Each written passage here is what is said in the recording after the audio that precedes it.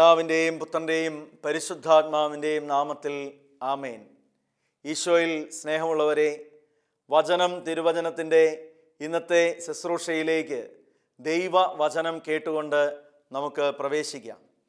വിശുദ്ധ മത്തായി അറിയിച്ച സുവിശേഷം അധ്യായം 12 തിരുവചനങ്ങൾ 46 മുതൽ. അവൻ ജനക്കൂട്ടത്തോട് പ്രസംഗിച്ചുകൊണ്ടിരുന്നപ്പോൾ അവൻ്റെ അമ്മയും സഹോദരനും അവനോട് സംസാരിക്കുവാൻ ആഗ്രഹിച്ച് പുറത്ത് നിന്നിരുന്നു. ഒരുവൻ അവനോട് പറഞ്ഞു, നിന്റെ അമ്മയും സഹോദരരും നിന്നോട് സംസാരിക്കാൻ ആഗ്രഹിച്ച് പുറത്ത് നിൽക്കുന്നു. യേശു അവനോട് പറഞ്ഞു, ആരാണ് എൻ്റെ അമ്മ, ആരാണ് എൻ്റെ സഹോദരർ?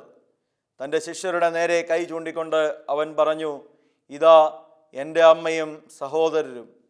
സ്വർഗസ്ഥനായ എൻ്റെ പിതാവിൻ്റെ ഇഷ്ടം നിറവേറ്റുന്നവനാരോ അവനാണ് എൻ്റെ സഹോദരനും സഹോദരിയും അമ്മയും.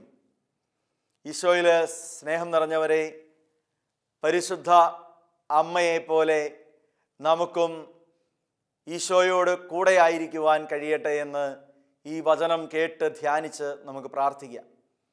ഈശോയുടെ അമ്മയായി തീർന്ന മറിയം നമ്മളോടും പറയുന്ന ഒരു കാര്യം ഇതാണ്: എൻ്റെ മകൻ പറയുന്നത് കേട്ട് നിങ്ങൾ എന്നെപ്പോലെ അവന് പ്രിയപ്പെട്ടവരായി മാറുക. ഈ അമ്മയുടെ വാക്കുകൾ കേൾക്കുവാൻ, ഈ അമ്മയുടെ ജീവിത ശൈലി ക്രൈസ്തവ ജീവിതത്തിൽ പകർത്തുവാൻ വേണ്ടിയിട്ട് നമുക്ക് സാധിക്കണം. എന്താണ് പരിശുദ്ധ അമ്മയുടെ പ്രവർത്തന ശൈലി? എൻ്റെ അമ്മ ചെയ്തതുപോലെ നിങ്ങളും ചെയ്യണമെന്ന് ഈശോ പറയുമ്പോൾ അമ്മ എന്താണ് നമ്മളെയൊക്കെ പഠിപ്പിക്കുന്നത്? ക്രൈസ്തവ ജീവിതത്തിൽ പരിശുദ്ധ അമ്മയുടെ സ്ഥാനം എന്ത് എന്ന് നമ്മൾ അനേക തവണ ധ്യാനിച്ചിട്ടുള്ളതാണ്, ചിന്തിച്ചിട്ടുള്ളതാണ്. പരിശുദ്ധ അമ്മ എന്ന് പറഞ്ഞാൽ അത് നമ്മുടെ ജീവിതത്തിൻ്റെ ആത്മീയ മേഖലകളിൽ മാതൃസ്ഥാനത്തേക്ക് നൽകപ്പെട്ട സമ്മാനമാണ്. ആത്മീയമായ ജീവിതത്തിൽ അമ്മയെ കൂടാതെ നമുക്ക് മുൻപോട്ട് പോകാൻ കഴിയുകയില്ല. ഭൗതികമായ ജീവിതത്തിൻ്റെ മേഖലകളിൽ അമ്മയില്ലാത്ത ഒരു യാത്ര വലിയ അപകടങ്ങളിലേക്ക് പോകാനുള്ള സാധ്യതയുള്ളതുമാണ്. അപ്പോൾ അമ്മയെ നിഷേധിച്ചുകൊണ്ട്, പരിശുദ്ധ അമ്മയെ തള്ളിപ്പറഞ്ഞുകൊണ്ട് ഒരു ജീവിതം നമുക്ക് സാധ്യമല്ല. കോഴിക്കുഞ്ഞ് വിരിഞ്ഞു കഴിഞ്ഞാൽ പിന്നെ മുട്ടത്തോടിന് എന്ത് പ്രസക്തി എന്ന് ചോദിച്ച് മുട്ടത്തോട് എടുത്തു കളയുന്നത് പോലെ അത് പരിശുദ്ധ അമ്മയെ എടുത്തു കളയുവാൻ പ്രേരിപ്പിക്കുന്ന ചിന്തകൾ പങ്കുവയ്ക്കുന്നവരുണ്ട്. അപ്പോൾ ഒരു കോഴിക്കുഞ്ഞ് വിരിഞ്ഞു കഴിഞ്ഞാൽ മുട്ടത്തോടിന് പ്രസക്തി ഇല്ലാത്തതുപോലെ പുറത്തെടുത്ത് കളയേണ്ടവളാണ് പരിശുദ്ധ അമ്മയെന്ന്, വിശ്വാസത്തിൽ അമ്മയ്ക്ക് സ്ഥാനമില്ല എന്ന് പറയുന്ന ചിന്താധാരകൾ സജീവമാകുന്ന ഒരു കാലഘട്ടത്തിലാണ് നമ്മൾ ജീവിക്കുക. ഒരു പക്ഷേ ഈശോയ്ക്ക് മുകളിൽ അമ്മയെ സ്ഥാപിക്കുവാനുള്ള ഒരു പരിശ്രമത്തെ അതിൻ്റെ എതിർചിന്ത കൊണ്ട് നേരിടാൻ ശ്രമിക്കുന്ന ഒരു ആത്മീയ വിചാരമായിരിക്കാം ഇത്. പക്ഷേ അങ്ങനെയല്ല നമ്മുടെ ആത്മീയ ജീവിതത്തിൽ പരിശുദ്ധ അമ്മയെ നമ്മൾ പരിഗണിക്കേണ്ടത്. ഈശോയ്ക്ക് മുകളിലല്ല, ഈശോയിലേക്ക് നമ്മളെ നയിക്കുന്ന സാന്നിധ്യമാണ് പരിശുദ്ധ അമ്മ. പരിശുദ്ധ അമ്മ നമ്മളെ ഓരോരുത്തരെയും കൈപിടിച്ച് ആനയിക്കുന്നത് ഈശോ നമുക്ക് പഠിപ്പിച്ചു തന്ന, ഈശോ കാണിച്ചു തന്ന ജീവിതത്തിൻ്റെ അവസ്ഥയിലേക്കാണ്. എന്താണ് പ്രഥമവും പ്രധാനവുമായി പരിശുദ്ധ അമ്മയിൽ നമ്മൾ ഉൾക്കൊള്ളേണ്ട പാഠം? വചനം വായിച്ച് കടന്നു പോകുമ്പോൾ യോഹന്നാൻ്റെയും യാക്കോബിൻ്റെയും അമ്മ കടന്നു വന്നിട്ട് ഈശോയോട് പറയുന്ന ഒരു കാര്യമുണ്ട്: എൻ്റെ ഈ മക്കള് നിൻ്റെ ഇടത്തും വലത്തും ഇരിക്കുവാനുള്ള അനുഗ്രഹം നൽകണം. ഈശോ അവൾ പറഞ്ഞ പ്രാർത്ഥനയോട് അല്ലെങ്കിൽ അഭ്യർത്ഥനയോട് എങ്ങനെ പ്രതികരിച്ചുവെന്ന് നമ്മളെല്ലാം വചനത്തിൽ വായിച്ചിട്ടുണ്ട്, ധ്യാനിച്ചിട്ടുണ്ട്. ഈശോ പറഞ്ഞു, ഞാൻ കുടിക്കുന്ന പാനപാത്രം കുടിക്കുവാൻ ഇവർക്ക് കഴിയുമോ? ഇവർ സഹനത്തിലൂടെ വേണം ഈ വലിയ ദൗത്യത്തിലേക്ക് ഉയരുവാൻ. പ്രിയപ്പെട്ടവരെ, ആ വചന വിചിന്തനം അങ്ങനെ അവസാനിക്കുമ്പോൾ പരിശുദ്ധ അമ്മയോട് ചേർത്ത് വെച്ച് നമ്മൾ ചിന്തിക്കേണ്ട ഒരു കാര്യമുണ്ട്. എന്താണ്?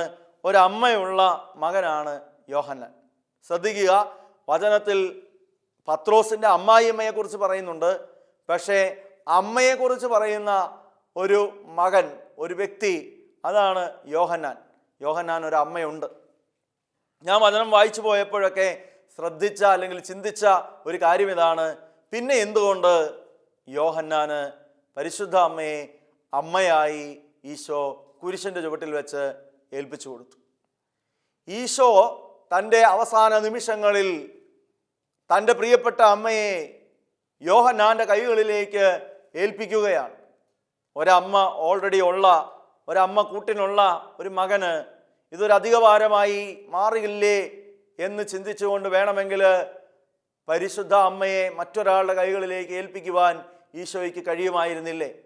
ഈ അവസാന നിമിഷം വരെ, ഈ കുരിശിൽ കിടക്കുന്ന നിമിഷം വരെ കാത്തു നിൽക്കേണ്ട കാര്യമുണ്ടായിരുന്നോ? തൻ്റെ ജീവിതത്തിൻ്റെ ആപത്കരമായ അപകടകരമായ അവസ്ഥകളിലേക്ക് താൻ പോകുന്നു, തൻ്റെ ജീവൻ പോലും നഷ്ടപ്പെടാനുള്ള സാധ്യതയുണ്ട് എന്ന് പറയുമ്പോൾ വിധവയായ ഈ സ്ത്രീയെ ആരുടെയെങ്കിലും കയ്യിൽ, വ്യക്തമായ ധാരണയുള്ള ഒരു വ്യക്തിയുടെ കയ്യിൽ സുരക്ഷിതമായി ഏൽപ്പിക്കാൻ അവന് കഴിയുമായിരുന്നില്ലേ?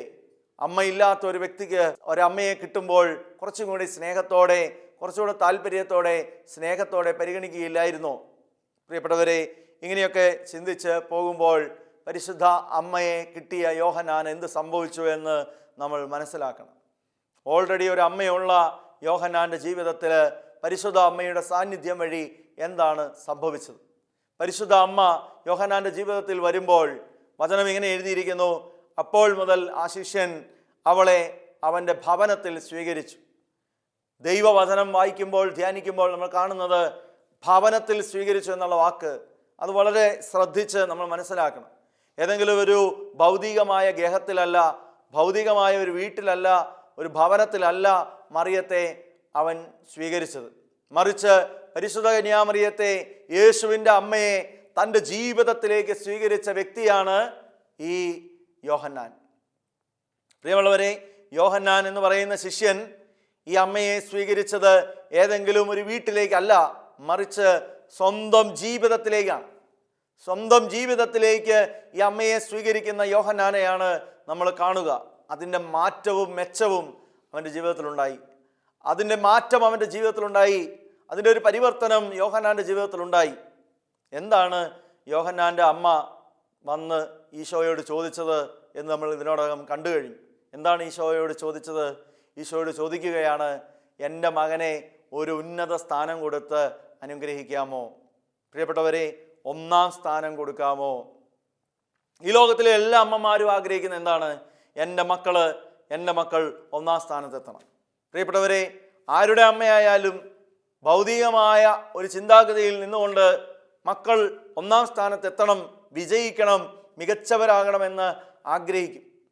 അതുപോലെ യോഹന്നാൻ്റെ അമ്മയും അങ്ങനെ ആഗ്രഹിച്ചു എന്ന് വേണം വചനത്തിൽ നമ്മൾ മനസ്സിലാക്കാൻ. യോഹന്നാൻ്റെ അമ്മയും ആഗ്രഹിക്കുന്നത് അതുതന്നെയാണ്. യോഹന്നാൻ്റെ അമ്മ പറയുകയാണ്, എൻ്റെ മകന് ഈ ശിഷ്യന്മാരുടെ കൂട്ടത്തിലെ ഒന്നാം സ്ഥാനം കൊടുക്കാമോ? പ്രിയപ്പെട്ടവരെ, ഈ ശിഷ്യന്മാരുടെ ഇടയിലെ ഏറ്റവും വലിയ ചർച്ച എന്ന് പറയുന്നത്, അവരുടെ ഇടയിലെ കലഹ വിഷയം എന്ന് പറയുന്നത്, ഈശോ അനേക തവണ അവരെ കറക്റ്റ് ചെയ്ത വിഷയം എന്ന് പറയുന്നത് മറ്റൊന്നുമല്ല, പിന്നെന്താണ്? അവരെ ഒന്നാം സ്ഥാനത്തിന് വേണ്ടി മല്ലിടുന്ന ഒരു സമൂഹമായി കണ്ടതിൽ സങ്കടപ്പെട്ടാണ് ഈശോ അവരോട് സംസാരിക്കുന്നത്. സങ്കടപ്പെടുന്ന ഒരു കാര്യം, ഇവരുടെ ഇടയിൽ എന്തിനിങ്ങനെ കലഹിക്കുന്നു, ഇവരിങ്ങനെ കലഹിച്ച് സംസാരിക്കുന്നു, ഒന്നാം സ്ഥാനത്തെ ചൊല്ലി കുട്ടികളെ പോലെ കലഹിക്കുന്നത് എന്തിനെന്ന് ഈശോ അവരെ ശാസിക്കുന്നുണ്ട്. അപ്പോൾ അവരുടെ ഇടയിലെ പ്രധാനപ്പെട്ട വിഷയമാണ് ഒന്നാം സ്ഥാനം ആർക്ക് കിട്ടും എന്നുള്ളത്. യോഹന്നാൻ്റെ അമ്മ ഇവിടെ വന്ന് റെക്കമെൻഡേഷൻ കൊടുക്കുന്നത്, ഇവിടെ വന്നൊരു ശുപാർശ കൊടുക്കുന്നത് എന്തിനു വേണ്ടിയാണ്? ഈ ഒന്നാം സ്ഥാനം യോഹന്നാന് കൊടുക്കണമെന്നാണ്. പ്രിയപ്പെട്ടവരെ, ആ ഒന്നാം സ്ഥാനം കിട്ടണമെന്ന് ആഗ്രഹിക്കുന്നവനുമാണ് യോഹന്നാൻ. ഒരു തിടുക്കത്തിൽ ആ ഒന്നാം സ്ഥാനം കരസ്ഥമാക്കാൻ വേണ്ടിയിട്ടുള്ള ആഗ്രഹം അവൻ്റെ ഉള്ളിലുണ്ട്. പക്ഷേ ഈ യോഹന്നാനാണ് പരിശുദ്ധ അമ്മയെ തൻ്റെ ജീവിതത്തിലേക്ക് സ്വീകരിക്കുക. പരിശുദ്ധ അമ്മയുടെ കൈയും പിടിച്ച് യോഹന്നാൻ എങ്ങോട്ട് പോയി എന്ന് വചനം നമ്മളെ പഠിപ്പിക്കും. ശരിക്കും പരിശുദ്ധ അമ്മയെ കൂട്ടിക്കൊണ്ട് യോഹന്നാൻ പോകുന്നത് അത് ആദ്യ കുർബാനയുടെ ആ വിരുന്നുമേശയുടെ മാളികയിലേക്കാണ്, ആ അപ്പർ റൂമിലേക്കാണ്, ആ മാളികയിലേക്കാണ്. അവിടെ വിരുന്ന് നടന്ന ആ ഇടത്തേക്കാണ് പോകുന്നത്. പരിശുദ്ധ അമ്മയുടെ കൂടെ ഇരുന്ന് ശിഷ്യന്മാർ പ്രാർത്ഥിക്കുന്നത്, ആ മാളിക മുറിയിൽ ദൈവത്തിൻ്റെ ആത്മാവ് ഇറങ്ങി വരുന്നത് നമ്മൾ കാണുന്നുണ്ട്. അപ്പോൾ പരിശുദ്ധ അമ്മയോട് കൂടെ ഇരിക്കുന്ന ശിഷ്യന്മാർ പരിശുദ്ധ അമ്മയോട് ചേർന്നിരുന്ന് പ്രാർത്ഥിക്കുന്നത്, പ്രിയപ്പെട്ടവരെ, അത് ആ മാളിക മുറിയിലാണ്. ആ മാളിക മുറിയുടെ പ്രത്യേകത എന്താണ്? അത് കുർബാനയുടെ മേശയുള്ള, അന്ത്യത്താഴത്തിൻ്റെ മേശയുള്ള ഇടമാണ്. ആ അന്ത്യത്താഴ മേശയുടെ ആ വിരുന്നു മേശയുടെ ചുവട്ടിലിരുത്തി പരിശുദ്ധ അമ്മ അവനെ പഠിപ്പിച്ച പാഠം എന്ത് എന്ന് നമ്മൾ തിരിച്ചറിയണം.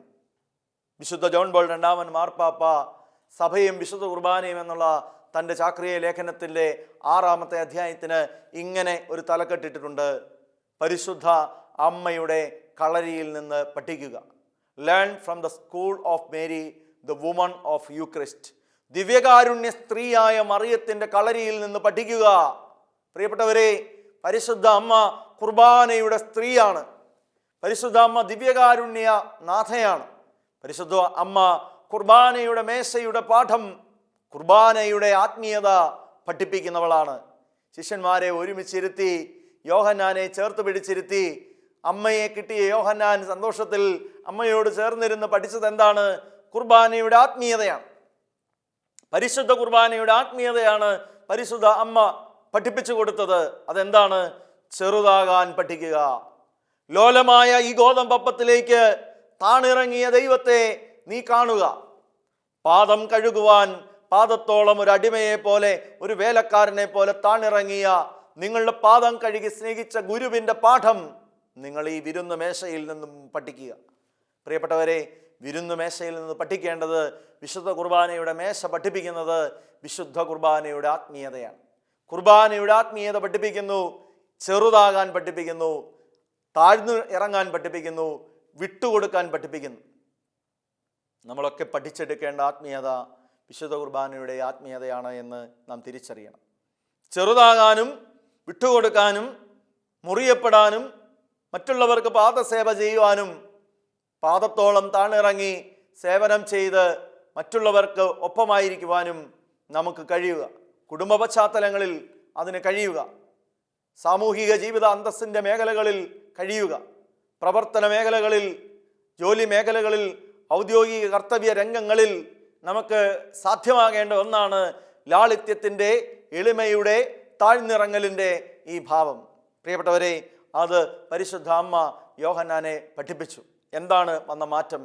2 ശിഷ്യന്മാർ ഈശോയുടെ ഉത്ഥാനം അറിഞ്ഞ് ഓടി ചെല്ലുന്നത് നമ്മൾ കാണുന്നുണ്ട്. യോഹന്നാനും പത്രോസും ഒരുമിച്ച് ഓടി. ശൂന്യമായ കല്ലറയെങ്കിലേക്ക് ഓടുന്ന ശിഷ്യന്മാരെ 2 പേരെ നമ്മൾ കാണുകയാണ്. 1-ാം സ്ഥാനത്തിന് വേണ്ടി കലഹിച്ചവർ, 1-ാം സ്ഥാനം വേണമെന്ന് ജീവിതത്തിൽ ആഗ്രഹിച്ചവർ, ഒന്നാമത് ഓടിയെത്തുന്നത് ആരാണ് എന്ന് തീർച്ചയായും മനസ്സിൽ ചിന്തിച്ചിട്ടുണ്ടാവും. പ്രിയമുള്ളവരെ, അന്ന് വരെ അവർ പിന്തുടർന്ന ഭൗതികമായ ചിന്താഗതി വെച്ച് അവർ ചിന്തിക്കും, ആര് ആദ്യം ഓടിയെത്തുന്നു, ആര് ആദ്യം ഇതിന് സാക്ഷിയാകുന്നു എന്ന്. അവർക്ക് ശിഷ്യഗണത്തിൽ പ്രമുഖ സ്ഥാനം കിട്ടുമെന്ന് തീർച്ചയായിട്ടും അവർക്ക് ചിന്തിക്കാം. അതുകൊണ്ട് ഇവിടെ വചനം വ്യക്തമായി എഴുതിയിട്ടുണ്ട്. യോഹന്നാൻ്റെ സുവിശേഷത്തിൽ അവർ 2 പേരും ഒരുമിച്ച് ഓടി. എന്നാൽ യോഹന്നാൻ ആദ്യം കല്ലറയെങ്കിൽ എത്തി. ദൈവവചന പണ്ഡിതർ പറയും, സ്നേഹത്തിൻ്റെ ശിഷ്യന് അതിവേഗം സഞ്ചരിക്കുവാൻ സാധിക്കും. സ്നേഹമാണ് എല്ലാത്തിനും ഉപരി ആദ്യം ഓടിയെത്തുക. ആരുടെ ജീവിതത്തിലാണെങ്കിലും സ്നേഹമുള്ളവർ ആദ്യം ഓടിയെത്തും. പ്രിയമുള്ളവരെ, അതുപോലെ യോഹന്നാൻ സ്നേഹത്തിൻ്റെ ശിഷ്യൻ അങ്ങനെ ആദ്യം ഓടിയെത്തി എന്നൊരു നിർവചനം, ഒരു വ്യാഖ്യാനം നമുക്ക് കാണുവാൻ വേണ്ടിയിട്ട് സാധിക്കും. പക്ഷേ യോഹന്നാൻ ചെയ്ത പ്രവൃത്തി എന്താണ്? യോഹന്നാൻ അവിടേക്ക് അകത്തേക്ക് കയറിയില്ല. യോഹന്നാൻ മാറി നിന്നു, ചെറുതാകാൻ പഠിച്ചു, വിട്ടുകൊടുക്കാൻ പഠിച്ചു, മാറി നിൽക്കാൻ പഠിച്ചു. പത്രോസ് ഒന്നാമത് ഓടിയെത്തിയ യോഹന്നാൻ മാറി നിൽക്കുന്നത് കണ്ട് അകത്തേക്ക് പ്രവേശിച്ച് ശൂന്യമായ കല്ലറയിൽ കച്ചയും തൂവാലയും കിടക്കുന്നത് കണ്ട് ഉദ്ധ്യത സാന്നിധ്യത്തെ വിശ്വാസത്തോടെ ഏറ്റെടുത്തു. പ്രിയമുള്ളവരെ, ശിഷ്യരിൽ പ്രമുഖനായി മാറുവാൻ യോഹന്നാൻ ഒരു സാധ്യത ഉണ്ടായിരുന്നിട്ടും യോഹന്നാൻ അത് വിട്ടുകൊടുത്തു. യോഹന്നാൻ അത് വേണ്ട എന്ന് വെച്ചു. കുർബാനയുടെ പാഠം പഠിച്ച യോഹന്നാൻ, ചെറുതാകാൻ പഠിച്ച യോഹന്നാൻ, വിശുദ്ധ കുർബാനയുടെ മേശയോട് ഒരു അമ്മയോടൊപ്പം ഇരുന്ന യോഹന്നാൻ. യോഹന്നാൻ എന്ന വ്യക്തി പരിശുദ്ധ അമ്മയെ ആത്മീയ ജീവിതത്തിൽ സ്വീകരിച്ചപ്പോൾ, ദിവ്യകാരുണ്യത്തിൻ്റെ പഠന കളരിയിൽ അമ്മയോടൊപ്പം ഇരുന്നപ്പോൾ, കുർബാനയുടെ സ്ത്രീയായ അമ്മയുടെ, പരിശുദ്ധ അമ്മയുടെ മറിയത്തിൻ്റെ കൈകളിൽ നിന്ന് കുർബാനയുടെ ആത്മീയത പഠിച്ചപ്പോൾ ജീവിതത്തിൽ മാറ്റമുണ്ടായി. പ്രിയപ്പെട്ടവരെ, ഞാനും നിങ്ങളും അനുദിനം വിശുദ്ധ കുർബാനയിൽ പങ്കുചേരുന്നവരാകാം. ഞാനും നിങ്ങളും വിശുദ്ധ കുർബാനയിൽ അനുദിനം എത്തി നിൽക്കുന്നവരാകാം. പരിശുദ്ധ അമ്മയുടെ സാന്നിധ്യമുണ്ട് അവിടെ. ഓരോ അൾത്താരയിലും പരിശുദ്ധ അമ്മയുടെ സാന്നിധ്യമുണ്ട്. ദൈവമാതാവായ പരിശുദ്ധ കന്യകാമറിയത്തിൻ്റെ സ്മരണ ഉണർത്തുന്ന ഇടമാണ് ഓരോ ദേവാലയത്തിൻ്റെയും അൾത്താര, ഓരോ വിശുദ്ധ കുർബാനയുടെ ഇടം. പ്രിയപ്പെട്ടവരെ, ദിവ്യകാരുണ്യ അമ്മ പരിശുദ്ധ കുർബാനയുടെ മറിയമായ ഈ അമ്മ, പരിശുദ്ധ കുർബാനയുടെ സ്ത്രീയായ മറിയമായ ഈ അമ്മ നമുക്കൊരു സമ്മാനമായി ഓരോ കുർബാന മേശയിലും നൽകപ്പെടുന്നുമുണ്ട്. യോഹന്നാന് കാൽവരി മലയുടെ നെറുകയിൽ നൽകപ്പെട്ട ആ സമ്മാനം ഓരോ കുർബാനയിലും നമുക്ക് നൽകപ്പെടുന്നുവെന്ന് വിശുദ്ധ ജോൺ പോൾ രണ്ടാമൻ മാർപ്പാപ്പ പറയുകയാണ്. നമ്മൾ ആ സമ്മാനത്തെ സ്വീകരിച്ചുകൊണ്ട് ഭവനങ്ങളിലേക്ക് മടങ്ങുമ്പോൾ, കർത്തവ്യ രംഗങ്ങളിലേക്ക് മടങ്ങുമ്പോൾ, പ്രിയപ്പെട്ടവരെ ചിന്തിച്ചു നോക്കണം, കുർബാനയുടെ ആത്മീയത പഠിപ്പിക്കുന്ന മറിയം എൻ്റെ ജീവിതത്തിൽ എന്തെങ്കിലും ഒരു മാറ്റത്തിന് എന്നെ ക്ഷണിക്കുന്നുണ്ടോ? ആ ക്ഷണം ഞാൻ നിരാകരിക്കുന്നുണ്ടോ, സ്വീകരിക്കുന്നുണ്ടോ? അപ്പോൾ പ്രിയപ്പെട്ടവരെ, പരിശുദ്ധ അമ്മയുടെ ജീവിതം ക്രൈസ്തവ ജീവിതത്തിൽ നമുക്ക് മാതൃകയാകുന്നത് കുർബാനയുടെ സ്ത്രീ എന്ന നിലയിലാണ്. രണ്ടാമതായി, അമ്മയോടൊപ്പം വിശ്വാസത്തിൻ്റെ വഴിത്താരയിൽ യാത്ര ചെയ്യുക എന്നതാണ് നമ്മുടെ ജീവിതത്തിൽ സംഭവിക്കേണ്ടത്. പരിശുദ്ധ അമ്മയെപ്പോലെ വിശ്വാസത്തിൻ്റെ ഉറപ്പ് നമുക്കുണ്ടാവണം. വിശ്വാസത്തിൻ്റെ മേഖലയിൽ ചഞ്ചലചിത്തരായി മാറുന്ന ഒരു സാഹചര്യം നമുക്കുണ്ട്. അമ്മ എങ്ങനെയാണ് വിശ്വാസത്തിൻ്റെ മേഖലയിൽ നിലകൊണ്ടത്? ഞാൻ ഈ വചനം വായിക്കുമ്പോൾ മർക്കോസിൻ്റെ സുവിശേഷത്തിൻ്റെ 3-ാമത്തെ അധ്യായത്തിൽ കാണുന്ന ഒരു കാഴ്ച, മർക്കോസിൻ്റെ സുവിശേഷം 3-ാമത്തെ അധ്യായത്തിൽ മറിയം അവരുടെ സഹോദരരോടൊപ്പം, അതായത് ഈശോയുടെ സഹോദരന്മാരോടൊപ്പം അവനെ പിടിച്ചുകൊണ്ട് വരാൻ വേണ്ടിയിട്ട്, അവന് മാനസികമായ വൈകല്യം എന്തോ സംഭവിച്ചു, അവന് സ്വബുദ്ധിയിൽ നിന്നല്ല ഇതൊന്നും ചെയ്യുന്നതെന്നുള്ള ഒരു ദുഷ്പ്രചരണം നടക്കുമ്പോൾ അവനെ രക്ഷിക്കുവാൻ വേണ്ടിയിട്ട്, അവനെ പിടിച്ചുകൊണ്ടുപോകാൻ വേണ്ടിയിട്ട് വരുന്നു. അത് വേണം നമ്മൾ മനസ്സിലാക്കാൻ. അമ്മയുടെ കൂടെ സഹോദരന്മാരുണ്ട്, അമ്മയുടെ കൂടെ ഈശോയുടെ സഹോദരന്മാരും അതായത് കസിൻസ് ആയിട്ടുള്ളവർ ഉണ്ട്, ബന്ധുക്കളുണ്ട്, ചാർച്ചക്കാരുണ്ട്. അങ്ങനെ അവരെ വിളിച്ചു കൊണ്ടുപോകുന്ന പരിശുദ്ധ അമ്മ ഒരിക്കലും സംശയത്തിൻ്റെ നിഴലിൽ നിൽക്കുന്നവളല്ല, സംശയിക്കുന്നവളല്ല. അവൾ ഒരിക്കലും ഈശോയുടെ സാന്നിധ്യത്തെ സംശയിക്കുന്നില്ല. ഈശോയിൽ വിശ്വാസമുള്ളവളാണ് മറിയം. ഈശോ എന്ന് പറയുന്ന വ്യക്തി ശരിക്കും ദൈവപുത്രനാണെന്ന് വിശ്വസിക്കുന്നവളാണ് മറിയം. കാരണം അവൾ ആ വചനമെല്ലാം ഹൃദയത്തിൽ സംഗ്രഹിച്ചവളാണ്. അപ്പോൾ അമ്മയുടെ ജീവിതത്തിൽ സംശയമില്ല, മറിച്ച് എന്താണ് സംഭവിക്കുന്നത്? സംശയമുള്ളവരെ കൈപിടിച്ച് പുത്രൻ്റെ അടുക്കിലേക്ക് എത്തിക്കുകയാണ് ചെയ്യുന്നത്. പ്രിയപ്പെട്ടവരെ, അവൻ്റെ സഹോദരന്മാരും സഹോദരിമാരും അവനിൽ ചഞ്ചലചിത്തരാകുമ്പോൾ, അവനിൽ വിശ്വസിക്കാൻ മടി കാണിക്കുമ്പോൾ, അവന് മാനസികമായ പ്രശ്നമുണ്ട് എന്ന്, ബുദ്ധിഭ്രമം സംഭവിച്ചതാണ് എന്ന് പറയുമ്പോൾ പരിശുദ്ധ അമ്മ അവരോടൊപ്പം നിൽക്കുന്നത് അവിശ്വാസിയായിട്ടല്ല, അവരെ വീണ്ടും വിശ്വാസത്തിലേക്ക് കൊണ്ടുപോകാൻ വേണ്ടിയാണ്. ഈശോയുടെ ബന്ധുക്കളും ചാർച്ചക്കാരുമാണ് നമ്മൾ ഓരോരുത്തരും. പ്രിയമുള്ളവരെ, ഈശോയുടെ ബന്ധുക്കളും ചാർച്ചക്കാരുമാണ് ഞാനും നിങ്ങളും. എങ്ങനെ? മാമോദീസായിലൂടെ ക്രിസ്തുവുമായി ഒരു ബന്ധം നമുക്ക് സ്ഥാപിതമായിട്ടുണ്ട്. ഞാനും ഈശോയും തമ്മിലുള്ളൊരു ബന്ധം രക്തബന്ധമാണ്. കുരിശിൽ അവൻ്റെ രക്തത്താൽ രക്ഷിക്കപ്പെട്ടവനാണ് ഞാൻ. കുരിശിൽ അവൻ്റെ രക്തത്താൽ ഒരു പുതിയ അസ്തിത്വം ലഭിച്ചവനാണ് ഞാൻ. അങ്ങനെ ഈശോയുമായി ഒരു രക്തബന്ധം എനിക്കുണ്ട്. ഈശോയുമായുള്ള ആ രക്തബന്ധം, ഈശോയുമായുള്ള ആ വിശ്വാസത്തിൻ്റെ ബന്ധം, മാമോദീസായിലൂടെ ലഭിച്ച ബന്ധം എവിടെയൊക്കെ ഇളകിപ്പോകുന്നു, എവിടെയൊക്കെയോ ചഞ്ചലചിത്തമായ ഒരു മനോഭാവത്തോടു കൂടി അതിനെ സമീപിക്കുന്നു, എവിടെയൊക്കെയോ വിശ്വാസത്തിൽ കുറവ് വരുന്നു. അപ്പോൾ വിശ്വാസികളുടെ മാതാവായി പരിശുദ്ധ അമ്മ നിലകൊള്ളുന്നു. അമ്മ നമ്മളെ കൈപിടിക്കും. മാമോദീസ സ്വീകരിച്ച് നമ്മളെ വീണ്ടും വിശ്വാസത്തിൽ ആഴപ്പെടുത്താൻ അമ്മ നമ്മളോടൊപ്പമുണ്ട്.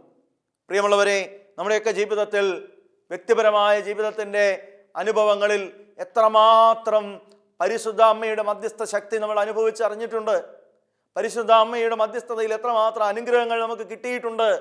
അമ്മയില്ലാത്ത ഒരു ജീവിതം ക്രൈസ്തവ ജീവിതത്തിൻ്റെ വഴികളിൽ അനാഥത്വത്തിൻ്റെതാണെന്ന് നമ്മൾ തിരിച്ചറിഞ്ഞിട്ടില്ലേ?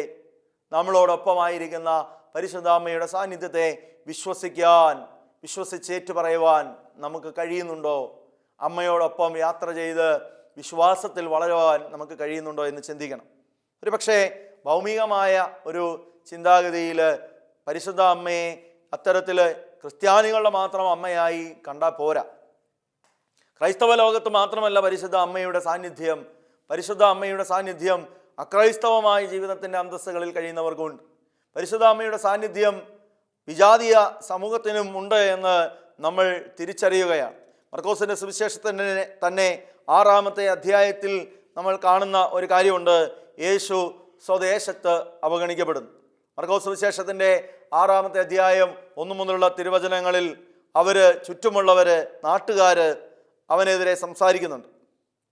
അവർ പറഞ്ഞു, ഇവൻ മറിയത്തിൻ്റെ മകനും യാക്കോബ്, യോസെ, യൂദാസ്, ശിമയോൻ എന്നിവരുടെ സഹോദരനുമായ മരപ്പണിക്കാരനല്ലേ. മർക്കോസിൻ്റെ സുവിശേഷം 6-ാമത്തെ അധ്യായത്തിൻ്റെ 3-ാമത്തെ തിരുവചനത്തിൽ നമ്മൾ കാണുകയാണ്. ചുറ്റുമുള്ളവർ സംശയിക്കുന്നു. ആദ്യം നമ്മൾ കണ്ടത് ചാർച്ചക്കാരും ബന്ധുക്കളുമായ രക്തബന്ധത്തിലുള്ളവർ സംശയിക്കുന്നതാണെങ്കിൽ, രണ്ടാമത് ഇപ്പോൾ നമ്മളിവിടെ കാണുന്നത് അവൻ്റെ സ്വദേശത്തുള്ള ആളുകൾ, അവൻ്റെ നാട്ടിലുള്ള ആളുകൾ, ചുറ്റുപാടുമുള്ളവർ അവർ അവിശ്വസിക്കുന്നു. ഒരുപക്ഷെ അവർ വിജാതീയരായ മനുഷ്യരാകാം, അല്ലെങ്കിൽ അവർക്ക് ചുറ്റുമുള്ള ആളുകളായിരിക്കാം. അപ്പം അങ്ങനെ ഈശോയിൽ വിശ്വസിക്കുന്നതിന് തടസ്സം നേരിടുന്ന രണ്ടാമത്തെ കൂട്ടരെന്ന് പറയുന്നത് അത് അക്രൈസ്തവമായ ജീവിതത്തിൻ്റെ അവസ്ഥയിലുള്ള ആളുകളാണ്. അല്ലെങ്കിൽ ക്രിസ്ത്യാനിയാകാൻ സാധിക്കാത്തവരെ, ഇന്ന് വിശ്വാസത്തിൻ്റെ മേഖലയിലേക്ക് കടന്നു വരാൻ കഴിയാത്തവരെ, പല കാരണങ്ങളാൽ ക്രിസ്തുവിനെ സ്വീകരിക്കാൻ കഴിയാത്തവരെ നമ്മൾ കാണുന്നുണ്ട്. അവിടെയെല്ലാം നമ്മൾ കാണേണ്ട ഒരു കാര്യം ഇതാണ്: അത്തരത്തിലുള്ള സാഹചര്യങ്ങളിൽ, അത്തരത്തിലുള്ള വ്യക്തികളിൽ പരിശുദ്ധ അമ്മയുടെ ഒരു ഇൻ്റർസെഷൻ, പരിശുദ്ധ അമ്മയുടെ ഒരു മധ്യസ്ഥത ലഭിക്കുന്നതായിട്ട് സാക്ഷ്യപ്പെടുത്തുന്നുണ്ട്. എത്രയോ അക്രൈസ്തവ സഹോദരങ്ങളാണ് സാക്ഷ്യവുമായി അനുദിനം ബലിവേദിയോട് ചേർന്ന് നിൽക്കുന്നത്.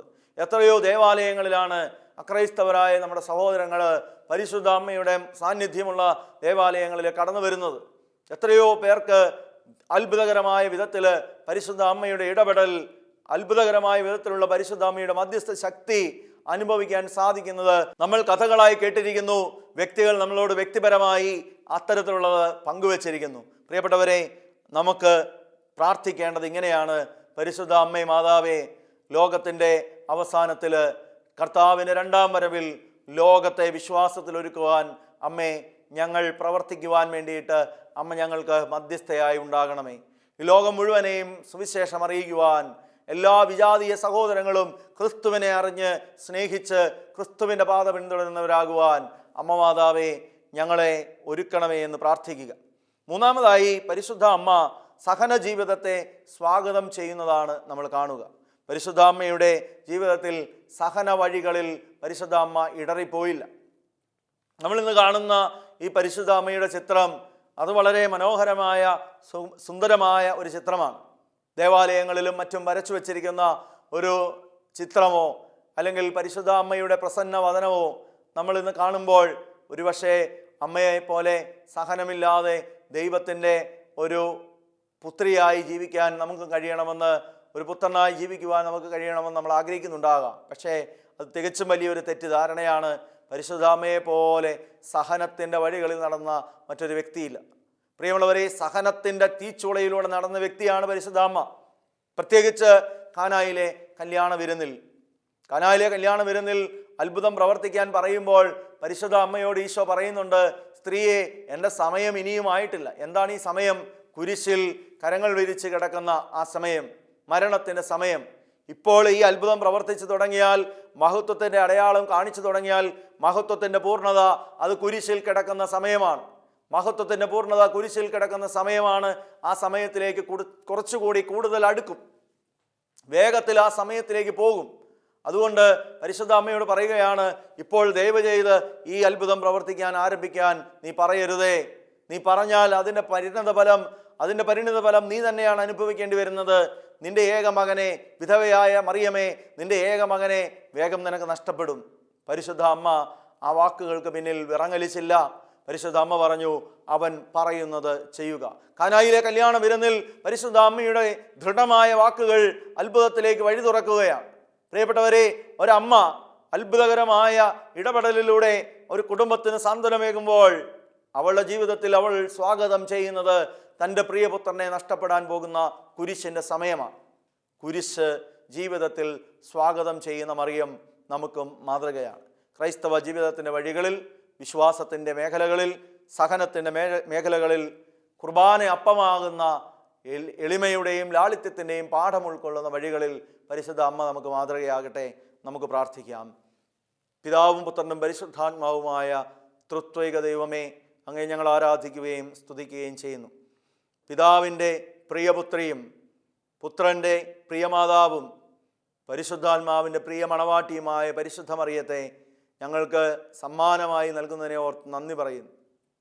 അമ്മ മാതാവിനെ പോലെ വിശ്വാസ ജീവിതത്തിൻ്റെ വഴിത്താരകളിൽ കുർബാനയുടെ പാഠം ഉൾക്കൊണ്ടും വിശ്വാസത്തിൻ്റെ ദീപം കെടാതെ കാത്തു സൂക്ഷിച്ചും സഹനത്തെ സ്വാഗതം ചെയ്തും ജീവിക്കുവാൻ ഞങ്ങളെ അനുഗ്രഹിക്കണമേ.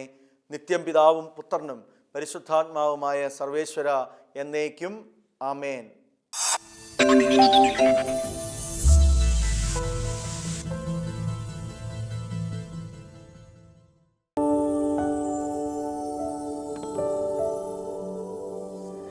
പരിശുദ്ധ ജപമാല ശക്തമായ ആയുധമാകുന്നു.